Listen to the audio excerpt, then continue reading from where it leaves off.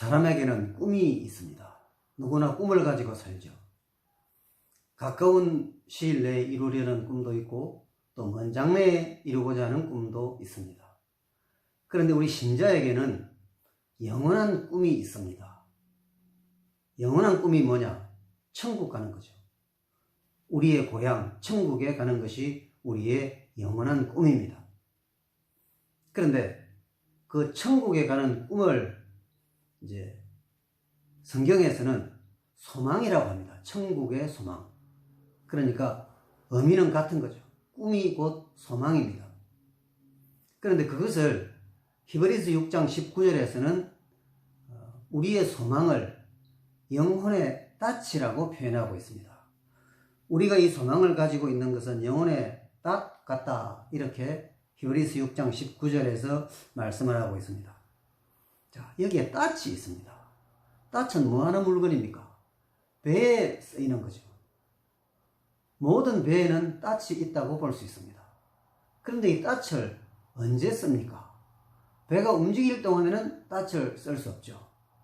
배가 목적지에 도달하면 닻을 내리는 것입니다. 자, 그런데 닻이 왜 소망입니까? 닻이 왜 소망이냐 하면 배가 항해를 하고 있을 때, 그게 무슨 종류의 배든지 간에 그 배에 있는 모든 사람들의 꿈은, 모든 사람들의 바람은 무엇입니까? 이 일을, 여정을 잘 마치고 안전하게 항구에 도달해서 닻을 내리는 것, 그것이 모든 사람들의 꿈이죠. 소망이죠. 파손하는 거 절대로 원치 않습니다. 무슨 기계가 고장나서 표류하는 거 결코 원치 않습니다. 큰일 납니다. 안전하게 항해를 마치고 어떤 조업을 마치고 항구에 들어오는 것, 그것이 모든 사람들의 꿈입니다. 자, 그렇다면 우리 신자도 그렇습니다. 우리 신자가 이 세상을 살아가는 것은 거친 바다를 항해하는 것에 비유됩니다. 그렇기 때문에 우리 신자도 이 세상을 살아가는데 무서운 파도를 만나고 또 고난을 만나고 비바람을 만나고 큰 폭풍을 만나는 것입니다. 이런 영적인, 육적인 이런 그 시련들이 우리 신앙생활에 많이 찾아옵니다. 이것이 바로 바다에서 항해를 하는 것과 같은 것입니다. 우리는 고난의 바다를 가고 있는데, 그런데 우리도 역시 마찬가지입니다. 우리의 꿈이 뭐냐? 천국이죠. 천국이라는 항구에 영혼의 닻을 거기에 내리는 것입니다. 그것이 우리의 꿈이고 우리의 소망인 것입니다. 자, 그런데 우리가 그 천국에 이제 닻을 내리는 것인데, 성경은 우리들에게 뭐를 말씀하느냐 하면 이미 우리는 닻을 천국에 내렸다고 말씀합니다. 지금 우리가 항해를 하고 있는데 닻을 이미 내렸다. 이건 현실에서는 맞지 않는 말이죠. 그런데 하나님의 말씀에서는 이것이 진리입니다. 우리는 항해를 하고 있는 중인데 닻은 이미 천국이라는 항구에 내린 채로 항해를 하고 있다는 것입니다. 이것이 무슨 말입니까? 자, 우리의 소망을 구성하고 있는 그 기둥이 두 가지를 우리가 볼 수 있는데, 이 기둥을 보면 그것이 증명이 됩니다. 첫 번째, 우리 소망의 그 첫 번째 기둥이 뭐냐면 주님께서 우리를 구원하시기 위해서 십자가에 죽으셨다는 것입니다. 주님의 속량, 십자가에서 죽으심, 그것은 변치도 않고 또 문제가 있지도 않습니다. 그래서 영원히 우리의 영원한 생명을 보장해 주는 것입니다. 즉 우리 고향 천국으로 인도하는데 확실한 기둥이 되는 것입니다. 바탕이 되는 것입니다. 그렇기 때문에 비록 우리가 지금 세상에서 항해를 하고 있지만, 그러나 우리는 이미 닻을 천국이라는 항구에 내린 것입니다. 또 하나 기둥을 우리가 볼 수 있는 것은 하나님의 인도하심입니다. 우리 하나님께서는 우리를 늘 인도하십니다. 시편 107편 30절 말씀에 보면 여호와께서 저희를 소원의 항구로 인도하시는도다. 하나님께서는 항상 그렇게 하십니다. 그렇기 때문에 주님께서 십자가의 그 속량, 죽으신 그 사실과 또 하나님께서 우리를 항상 인도하신다는 그 약속이, 그 사실과 약속, 이것이 두 개의 기둥처럼 우리의 소망을 구성하고 있는 것입니다. 이것은 절대로 변할 수 없고 흔들릴 수도 없고 흐지부지 될 수도 없는 것입니다. 세월이 가고 상황이 바뀌고 무슨 일이 일어나도 이것은 변하지 않는 것입니다.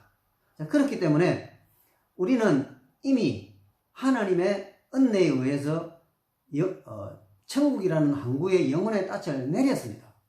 그러나 여전히 우리는 아직 천국에 도달하지 않았기 때문에 이 세상이라는 고난이 가득한 이 바다를 항해하는 중에 있는 것입니다.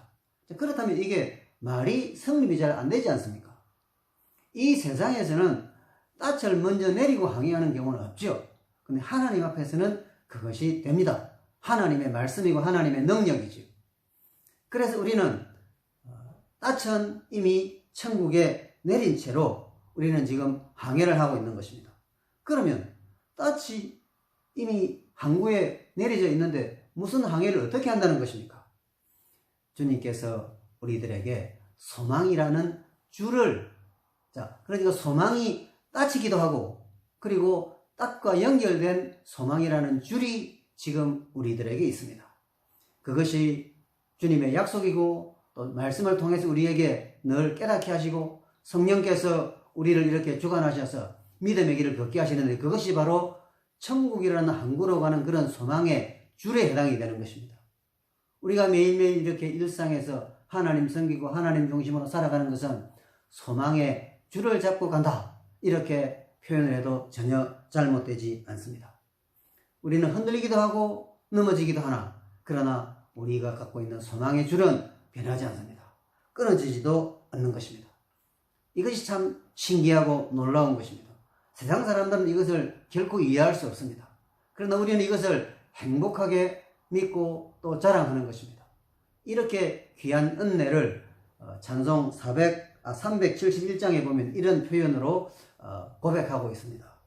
구주여 늘 함께 계셔 떠나지 마소서. 복된 항구에 즐거이 가서, 복된 항구 어디죠? 천국이죠. 즐거이 가서 그 언덕에 쉬리라.